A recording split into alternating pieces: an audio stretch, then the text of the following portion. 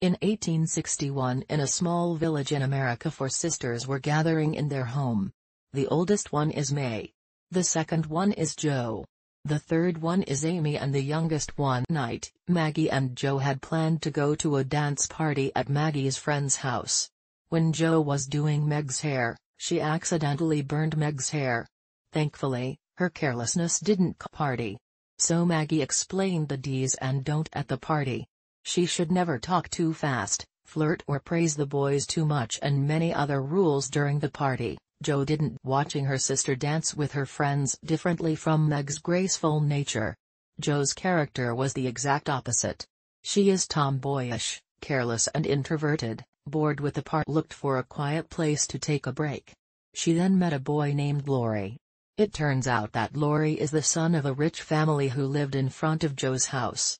The two of them then talk at length about each other, that her father was at war while Laurie told her that both of his parents have died and he lived with his grandfather. In the middle of their chat, Laurie invited Jo to dance, but because she was shy, the two place away from the crowd while dancing. Meg called from the window. Meg said that she sprained her leg and couldn't walk home out of pity.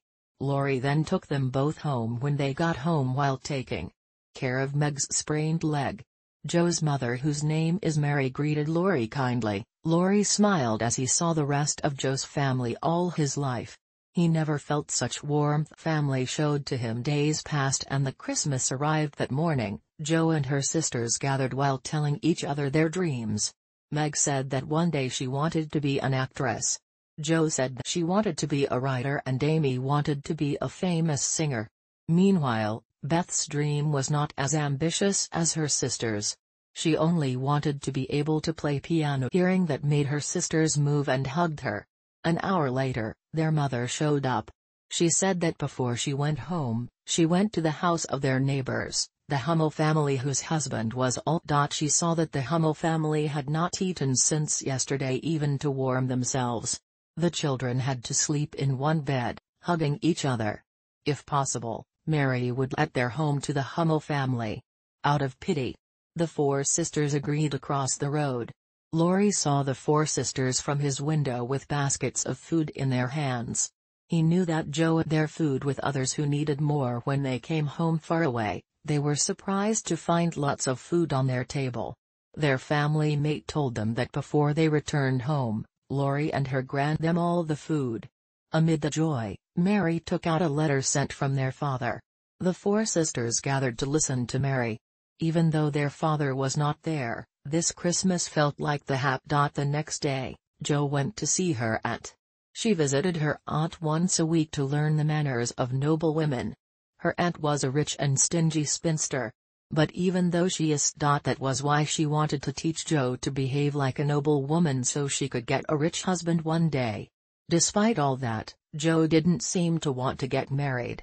She just wanted to live like her. All she wanted all by herself. Meanwhile, her aunt wanted to inherit all her wealth for Jo.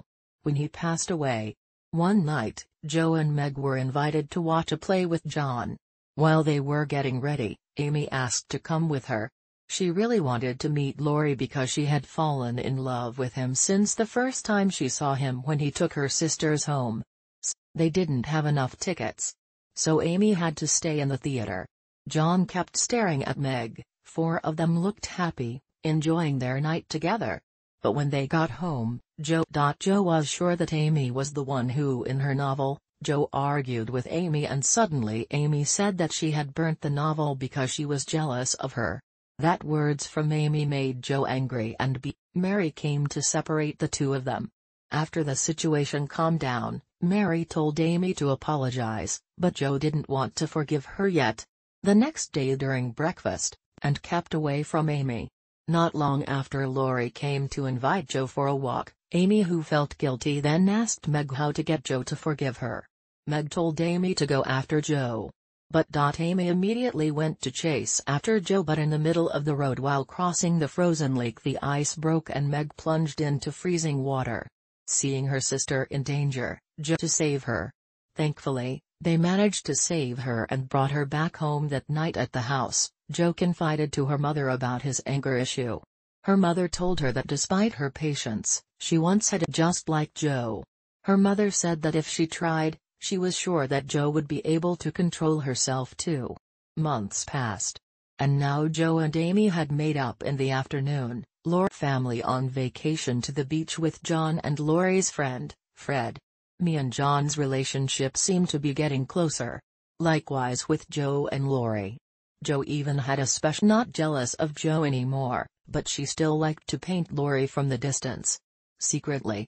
The next day when Mary was at work, she got the news that her husband who has just returned treated in the hospital in a panic. The four sisters, Lori and his grandfather helped Mommy to get ready to go to the hospital before leaving. Joe gave quite a lot of money to her mother. Where she got that much money? Joe then replied that she had sold her hair to the salon while taking off her hat, seeing her daughter's sacrifice. Mary was very moved. 3 days passed. From the hospital that morning, Beth asked her sisters to accompany her to see the Hummel family. Since their mother left for the hospital 3 days ago, the Hummel family must be starving. Instead of hearing her sisters were too focused on their stuff. Beth decided to leave for the Hummel family's house alone before she went there. She went to Lori's house first. She gave up grandfather as a thank you for helping their family from time to time. After returning home from the Hummel family's home, her siblings showed her a piano turned out Lori's grandfather gave for her present to him. He also sent a letter with it saying that the piano was nothing compared to Beth's gift. Beth was so moved. She then rushed to go then hug the old man of his late daughter when she was just a child. Amid the chat, Lori's grandfather realized that Beth was having a fever at night. Beth was examined by the doctor. The results showed that Beth was suffering, and if they were too late to handle her sickness, Beth's life could be threatened. The doctor also explained that this disease is easily transmitted to people who had never had the flu. So for a while. Meanwhile, Amy, who had never had the flu, must stay with her aunt for a while. 2 days later, Amy was still staying at her aunt's house when she was painting. Her aunt looked at her and found her gracious. Her aunt then asked her if she wanted to replace Joe to come to her place every week. Her aunt thought that compared to Joe, whose nature was tomboyish, Amy was more elegant and is perfect. If Amy agreed to be a good girl, her aunt will guarantee her future. Hearing that Amy, who was still innocent, smiled and happily agreed. On the other hand, Beth's condition seemed. Her sisters didn't know how to treat her flu. They then decided to call their mother to go home to take care of their sister. Hours later, Mary came with her tenderness. She managed to take control that night, but Mary was still taking care of Beth. The next morning when Joe woke up, she panicked because she couldn't find Beth in her bed. She ran downstairs calling for her mother, was there with her. She was healed from her flu. Joe happily hugged her beloved sister. Months later, Christmas arrived once again, but different from last year's Christmas. This year, Lori joined in celebrating Christmas. Suddenly, Lori showed up with a surprise. He brought Joe's father home from the hospital. Months passed and today was Meg and John's wedding day. But in others, Joe was actually sad. She then asked Meg to run away with her so that Meg could chase her dream instead of getting married. Hearing that, Meg smiled and said that she didn't have to do that, choice to marry and abandon her dream. Meg said that being an independent woman doesn't mean one should not fall in love. She had made up her mind and Joe had to respect her decision, even though how her sister abandoned her dream to get married. After the party, Lori invited Joe to chat with her. Just the two of them. At that moment, Lori dared himself to propose to Joe. Was angry. She said that she never wanted to fall in love from the very start. She just wanted to be an independent woman who is successful in making her dreams come true for Joe. Lori's heart was broken before leaving. Lori said that no matter how hard she tried to avoid love, one day, Joe would eventually fall in love. It is not humans who chose where to stay with his heart broken. Lori left from there. 7 years later, Joe had grown up and moved to New York City. She never met Lori since she turned down his proposal. Joe was her script to a large publishing company in New York. But because women's emancipation was not issued at that time, it was difficult for women to get jobs. Jo was forced to was not hers but rather her male friend's. When it was read, the editor was interested. He was willing to publish the work as long as he was allowed to change the ending of a writing to a happy ending. Of the writing was too tragic and would definitely not sell well in the market, like it or not, for the sake of money. Jo allowed her writing to be changed after returning to her boarding house. Jo Emmy's story next to the fireplace, but because he was too focused, she didn't realize that her dress was on fire. Fortunately warned her about her dress. That man is Friedrich, a New York City who also lived there shortly after their landlord came and told Jo that her students were waiting for her upstairs. Besides working as a writer, Jo also worked as a private tutor before leaving. Friedrich asked, why did she bother to work that hard when most of the women her age preferred to marry instead? Casually, Jo replied that she was not at all interested in getting a side job. Jo's main goal was to keep fulfilling her dream of becoming a famous book writer. Friedrich was amazed by her answer. That night at the theater, Jo saw Friedrich, who just finished watching. Jo was eager to chat with him again. So she followed him to a bar there. Someone asked her to dance with the other visitors, including Friedrich. Jo was so happy she reminisced the memory ago. The next evening, Friedrich secretly sent a book and a letter to Jo. Friedrich wrote in his letter that he was curious about Jo's writings and would like to see them after she finished them. That letter made Jo happy. She made up her mind to finish her work that very night. After staying up all night writing, Jo finally finished her work. She immediately went to visit Friedrich and showed him her work. She was sure that her writing, but that was not what happened. Friedrich criticized her writing all out and made Jo irritated. She then burst into anger and told Friedrich that he didn't understand what she read. Never wrote anything before. Jo immediately left from there. On the other hand, in the city of Paris, France, Amy was seen taking a stroll with her aunt on their horse-drawn carriage. A beautiful woman, and was dating Laurie's friend, Fred. Amy told her aunt that she received a letter from her mother in the morning saying that Beth was badly sick, but rather than sympathizing and home to see her sister's condition, her aunt told her not to worry too much because her sisters were there to take care of Beth.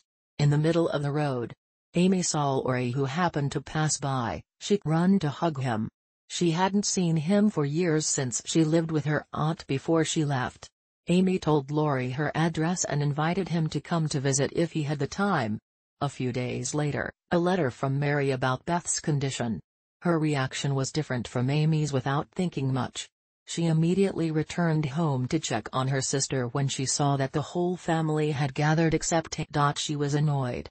She grumbled all day. Her mother told her that Amy might have something to do. Her mother also mentioned that Amy had just met Laurie and told her that they might come back. Business is finished. After taking off her jacket, Jo rushed to check on Beth's condition. On one side, Jo was worried about his sister's condition, but she also thought about Mary. She was jealous because Amy was the one that Laurie met after years, not her. Jo also wanted to meet him again and fix her past mistakes. That night when John checked into why he ran out of money in his savings, Meg then confessed that she had made a mistake by buying new clothes for herself. And the children. Meg tried to apologize. John didn't say anything more guilty. She said that she was jealous when he saw his friend shopping for new clothes. So she bought some too, hearing that made John disappointed.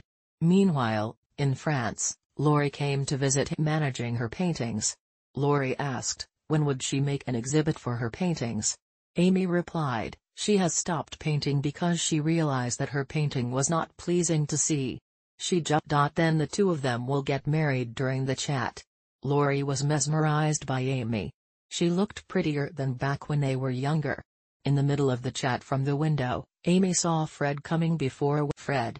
Amy asked Laurie how she looked while smiling.